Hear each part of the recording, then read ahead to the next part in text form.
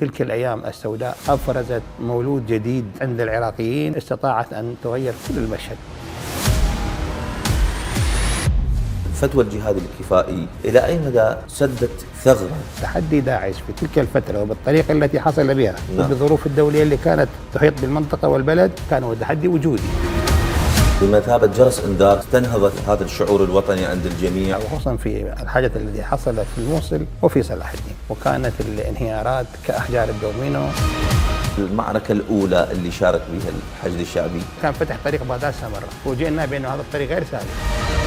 في السابق كان الحديث عن ماذا سيكون عمل عدد أفراد الحشد الشعبي في أوقات السلم. حاليا بصراحة نشترك في الجهود الخدمية اللي قدمها السيد رئيس الوزراء، نشترك في دعم وزارة التربية. الحشد هو قوة بيد القائد العام للقوات المسلحة، قوة بيد الدولة.